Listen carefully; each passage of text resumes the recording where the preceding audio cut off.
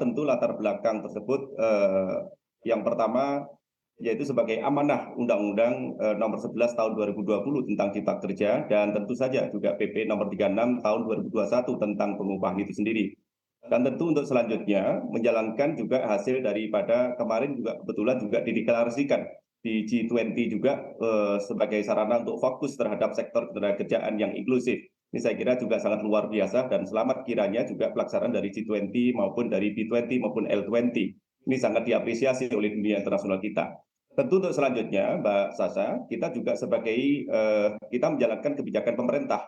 Sejauh mana kita juga mampu melindungi kepentingan pekerja, di mana upah minimum juga berfungsi sebagai jaring pengaman agar tidak ada nilai upah yang dibayarkan terlalu rendah di suatu daerah, dalam hal ini yang sudah ditetapkan oleh pemerintah. Nah, ini kiranya kita juga akan kita tunggu perkembangannya di 1-2 hari ini.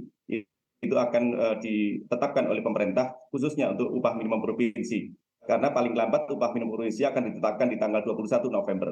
Nah, untuk selanjutnya tentu standar upah minimum ini yang digunakan oleh para pengusaha tentu atau pelaku industri untuk memberikan upah kepada pekerja sesuai dengan wilayah provinsi, kabupaten, kota yang ada di seluruh Indonesia. Jadi kita perspektifnya berbicara Indonesia.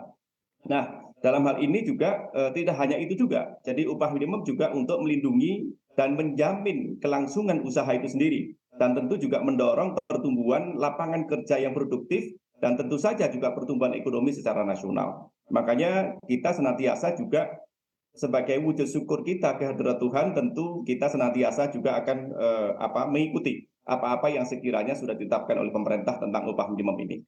Gitu Mbak Sasa. Oke, memang jadi cukup polemik gitu ya Pak. Di satu sisi memang tujuannya untuk menjadi jaring pengaman untuk bagi para buruh, sementara itu juga harus menjamin kelangsungan dunia usaha. Nah Pak Adi, ini kan para buruh mengusulkan kenaikan UMP di tahun depan sebesar 13%. Sementara kalau kita lihat beberapa industri saat ini tengah mengalami gelombang PHK. Bagaimana Dewan Pengupahan Nasional mengakomodir usulan ini sebesar 13%, karena tadi perhitungan inflasi dan juga pertumbuhan ekonomi Pak? Ya, permintaan kenaikan upah minimum 13% itu Mbak Sasa, itu hanya dari salah satu bagian dari serikat pekerja itu. Jadi tidak semuanya. Jadi itu yang perlu kita ketahui bersama. Hal yang mana itu saya kira juga wajar, dan tentu saja kita juga itu kita apresiasi sebagai bentuk kepedulian pekerja yang memang sudah bekerja. Itu yang beliau perjuangkan. Namanya saja juga saya kira meminta ya, tapi saya kira itu hal yang wajar. Tapi perlu disampaikan di sini bahwa Dewan Pengupahan bekerja atas dasar regulasi yang ada, yaitu PP 36 tahun 2021 tentang pengupahan itu sendiri.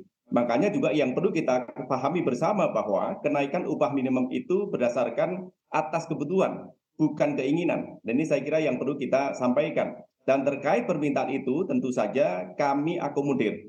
Dan juga perwakilan serikat pekerja pun juga duduk di Dewan Pengupahan Nasional juga Mbak Sasa, baik di tingkat provinsi, nasional, kabupaten maupun kota. Jadi saya kira itu clear semuanya keterwakilan yang ada. Makanya dalam regulasi tidak berbicara kenaikan. Yang ada adalah ditetapkan berdasarkan inflasi atau pertumbuhan ekonomi dari masing-masing wilayah. Ini saya kira yang perlu kita pahami bersama. Dan kenaikan itu sendiri adalah konsekuensi dari kenaikan inflasi ataupun pertumbuhan ekonomi itu. Namun kiranya regulasi juga sudah menjamin Mbak Sasa bahwa gubernur tidak boleh menetapkan di bawah upah minimum yang saat ini diterima. Gitu Mbak Sasa. Pak Adi, tadi Anda mengatakan jadi sebetulnya mengakomodir sesuai dengan kebutuhan bukan keinginan. Tapi satu sisi kalau kita lihat berdasarkan data BPS begitu ya, jumlah pengangguran ini sebetulnya berkurang karena adanya peningkatan dari ketersediaan lapangan kerja. Tapi di satu sisi juga tadi badai PHK mulai menerjang karena sejumlah perusahaan-perusahaan di luar negeri yang mengalami perlambatan ekonomi ini membatalkan pesanan mereka. Tentunya ini juga akan berdampak pada kelangsungan usaha. Seperti apa Anda melihatnya begitu Pak, di tengah momentum pemulihan ekonomi di satu sisi, tapi juga nanti kemungkinan bahkan Menteri Ketenagakerjaan mengisyaratkan kalau kenaikan UMP di tahun depan akan lebih besar dibandingkan tahun lalu. Ya, tentu progresif kenaikan itu saya kira hal yang mustahil, memang tentu harus naik ya. Tentu kenaikan itu kita disesuaikan juga dengan kondisi yang saat ini ada. Tentu inflasi ataupun pertumbuhan ekonomi.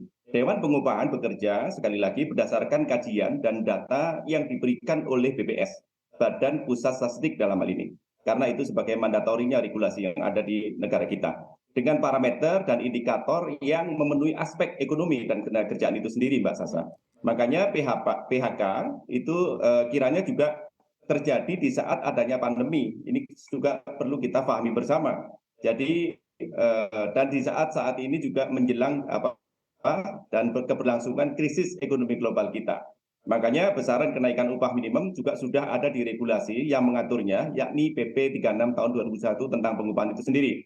Yang terpenting adalah sejauh mana kita harus pastikan jangan sampai kenaikan upah minimum ini akan ditetapkan oleh pemerintah yang membebani beban tambahan bagi pengusaha.